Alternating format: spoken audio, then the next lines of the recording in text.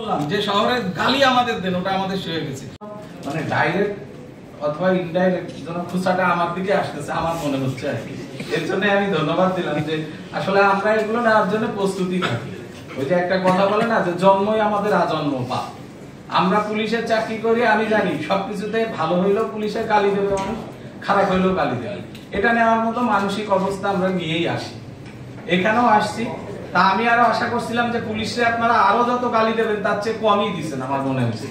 এর জন্য ধন্যবাদ। বললাম যে শহরের গালি আমাদের দেন, ওটা আমাদের হয়ে গেছে, কিন্তু সবাই এগুলো মাথায় নেয়। ফুটপাত উচ্ছেদ হোক, রাস্তাগুলো ভালো হয় না, কতদিন লাগে আমি জানি না। এই যে এখান থেকে চাষারা যাওয়ার পথে মসজিদের সামনে ওইটুক ভাঙা রাস্তার জন্য আমার গাড়িও যেতে পারে না, সর্বোচ্চ মনে হয় 20-50 হাজার। এইটুক রাস্তা আপনারা কেন করেন না আমাকে একটু বলেন তো দেখি। এই রাস্তাটুকু কেন করেন না? প্রয়োজন বোধে নারায়ণগঞ্জে এত কোটি কোটি লোক আছে শুনি, তাদেরও ডাকেন, যদি আপনাদের টাকার সংকট পরে সবাই কিছু দিক, ওই রাস্তাটুকু ভালো করেন।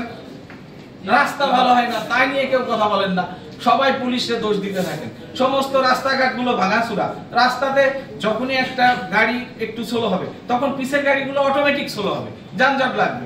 রাস্তাগুলো একটাও ভালো নেই, ভাঙাচুরা রাস্তা। যা হোক, কাউকে দোষ দিচ্ছি না।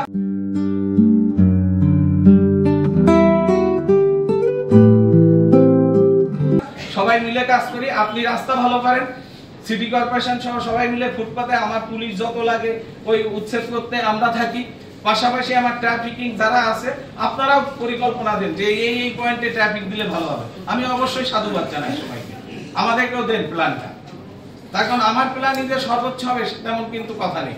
আপনারা এখানকার জন্ম থেকে দেখতেছেন কোন জায়গায় জ্যাম লাগে, আপনারাও প্ল্যানটা আমাদের কাছে দেন, দেখে আমরা সবাই মিলে ডিসিশন নিই। ধন্যবাদ সবাইকে।